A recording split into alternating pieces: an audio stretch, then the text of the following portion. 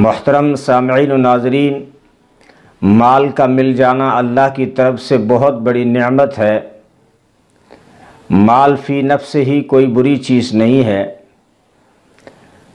مال کتنی بڑی دولت اور نعمت ہے، اس کا اندازہ آپ اس بات سے لگا سکتے ہیں کہ اسلام کے جو بنیادی 5 ارکان ہیں اس میں سے زکوٰۃ اور حج مال سے وابستہ ہیں، یعنی زکوٰۃ اور حج نہ مال کے بغیر ادا ہوتے ہیں اور نہ مال کے بغیر فرض ہوتے ہیں۔ اس لیے اسلام نے کبھی مال کی یا مالداری کی برائی نہیں کی، بلکہ مال سے پیدا ہونے والے زہر کا تریاق بتایا ہے، اس کے زہریلے ڈنکوں سے بچنے کے لیے منتر بتایا ہے تاکہ انسانیت ہلاکت سے بچ جائے۔ قرآن کریم نے مالداروں کو 5 ضابطے بتائے ہیں، اگر کوئی ان کو اپنا لے تو وہ مال کی ہلاکت سے بچ جائے۔ اگرچہ بات قارون کی ہے،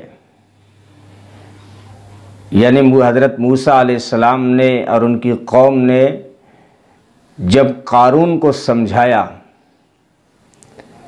مال کے جو حقوق بتائے ہیں اسی کو قرآن نے نقل کر کے قیامت تک آنے والی انسانیت کو پیغام دیا اور احکام جاری کیے ہیں تاکہ میرے محبوب کی امت قارون کی طرح مال کی وجہ سے ہلاک نہ ہو۔ قارون خاندان نبوت کا حصہ تھا، یعنی حضرت موسیٰ علیہ السلام کا رشتہ دار ہے، اسی خاندان سے ہے، چچا زاد بھائی تھا اور بہت بڑا مالدار بھی تھا۔ لیکن جب اللہ نے نبوت حضرت موسیٰ علیہ السلام کو اور حضرت ہارون علیہ السلام کو عطا فرمائی، فصاحت، بلاغت، عزت، نبوت، تو وہ حسد کرنے لگا اور حسد کے مارے وہ دوسری پارٹی فرعون کی پارٹی میں چلا گیا۔ آج بھی آپ نے اپنے معاشرے میں یہ چیز دیکھی ہوگی کہ جب خاندان میں سے کسی کو کوئی عہدہ مل جاتا ہے تو دوسرے کو جو اس کا عزیز ہوتا ہے، جب اس سے برداشت نہیں ہوتا ہے تو حسد کے مارے وہ دوسری پارٹی میں چلا جاتا ہے۔ تو قارون جو ہے یہ فرعون کی پارٹی میں چلا گیا، اس کا وزیر اور مشیر بن گیا، اور یہ بہت اترانے لگا اور بہت تکبر کرنے لگا۔ تو اس وقت جب موسیٰ علیہ السلام نے اور ان کی قوم نے قارون کو جو سمجھانے کی کوشش کی تھی، جو 5 باتیں بتائی تھی، انہی 5 باتوں کو قرآن نے مالدار کے لیے ضابطہ بنا کر پیش کیا ہے۔ کیونکہ قرآن کا حکم عام ہوتا ہے، تو سب سے پہلی چیز فرمائی مالدار کے لیے کہ جب اللہ تمہیں مال دے دیں تو فرمایا لا تفرح، اتراؤ مت، گھمنڈ مت کرو۔ مال اللہ کی طرف سے بہت اچھی نعمت ہے، اس کا صحیح استعمال کرو، لیکن ان بیلنس نہ ہو جایا کرو، کنٹرول میں رہا کرو۔ لا تفرح، خوشی میں اچھلنا،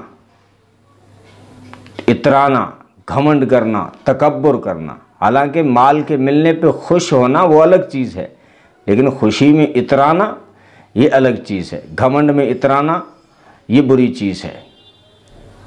مال سے انسان محبت کرتا ہے، یہ تو انسان کی فطرت میں ہے مال کی محبت۔ انہ لحب الخیر لشدید، مال سے شدید محبت کرتا ہے، اور اللہ نے انسان کے دل میں چیزوں کی محبت ڈالی ہے، مال کی محبت بھی ڈالی ہے۔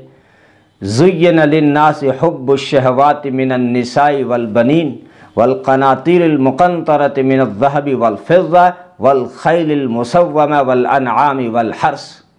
اللہ نے فرمایا ہم نے مزین کیا ہے انسان کے لیے خواہشات کی محبت، عورتوں کی محبت، بیٹوں کی محبت، اولاد کی محبت، والقناطیر المقنطرہ، بینک بیلنس کی محبت، اور سونے اور چاندی کی محبت، من الذہب والفضہ والخیل المسومہ، نشان لگے ہوئے گھوڑے یعنی سواریوں کی محبت بھی ہم نے ڈالی ہے، والانعام، اور جانوروں کی محبت بھی ہم نے ڈالی ہے، اور کھیتی کی محبت بھی ڈالی ہے۔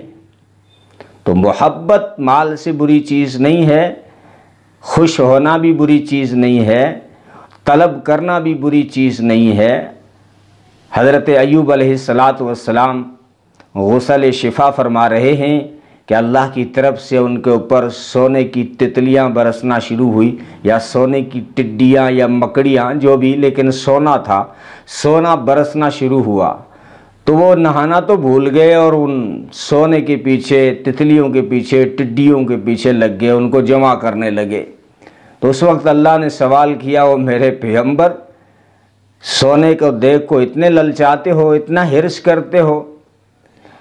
تو عرض کیا یا اللہ آپ نے نعمت دی ہے، اگر بندہ طلب نہ دکھائے تو کہیں ناقدرہ نہ لکھا جائے، اس لیے طلب کرنا یہ تیری نعمت کا شکر ہے۔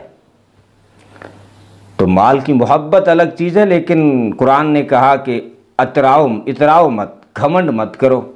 ان اللہ لا يحب الفرحین، اللہ گھمنڈ کرنے والے کو پسند نہیں کرتا۔ یہ پہلا ضابطہ ہے۔ اور دوسری چیز بتائی وابتغی فیما آتاک اللہ الدار الآخرہ، اس مال سے جو اللہ نے تجھے مال دیا ہے اس میں تو آخرت کا گھر تلاش کر، جنت کا گھر تلاش کر۔ صرف دنیا کے ماڑیے مت بنا، صرف دنیا میں بنگلے کھڑے نہ کر، صرف یہاں کی ہیلیاں اور حویلیاں کھڑی نہ کر، بلکہ اس مال سے تو وہ کام کر کہ جنت میں تیرا گھر سنور جائے، آخرت کا تیرا گھر بن جائے۔ اس لیے تو اس مال کی زکوٰۃ دیا کر، صدقات اور خیرات کیا کر، تاکہ جنت میں اور آخرت میں تیرا گھر بن جائے، تیرا گھر سنور جائے، تیری آخرت سنور جائے۔ اور تیسری چیز قرآن نے فرمائی، دیکھو دین اسلام کتنا دین فطرت ہے، وَلَا تَنْسَ نَصِيبَكَ مِنَ الدُّنْيَا، اس مال سے ہم یہ نہیں کہہ رہے ہیں کہ سارا کا سارا اللہ کی راہ میں لگا دو، اتنے صدقے خیرات کرو کہ خود کنگال بن جاؤ، نہیں، وَلَا تَنْسَ نَصِيبَكَ مِنَ الدُّنْيَا، کہ تو اپنی دنیا کا حصہ بھی مت بھول، دنیا سے تو اپنا حصہ نہ بھول، اس مال سے تو اپنا اچھا گھر بنا، اچھا کھایا کر، اچھے کپڑے پہنا کر، اچھی سواریوں میں سواری کیا کر، اچھے موبائل رکھ، اچھے کپڑے پہن، اچھی چیزیں رکھ، اچھا فرنیچر خرید، اس سے منع نہیں ہے، تو اپنے دنیا کا نصیب بھی مت بھول۔ لیکن چوتھا اصول بتاتی ہوئے فرمایا وَأَحْسِن كَمَا أَحْسَنَ اللَّهُ إِلَيْكَ، یاد رکھ اللہ نے تجھ پہ احسان کیا ہے۔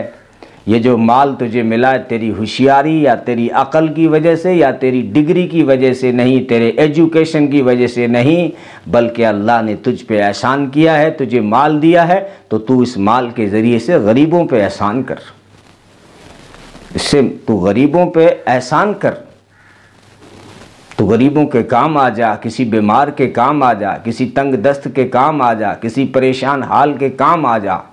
اسلام میں یہ بہت بڑی چیز ہے۔ نبی نے فرمایا اتنی بڑی چیز ہے کسی غریب کے کام آ جانا کہ مسجد نبوی یا حرم کے اندر رمضان کے مہینے میں روزے اور تراویح پڑھ کر 1 مہینے کا اعتکاف کرنے سے بھی بڑا عمل ہے کسی غریب کے کام آنا۔ اس لیے اس مال کے ذریعے سے تو جو ہے غریبوں پہ احسان کیا کر۔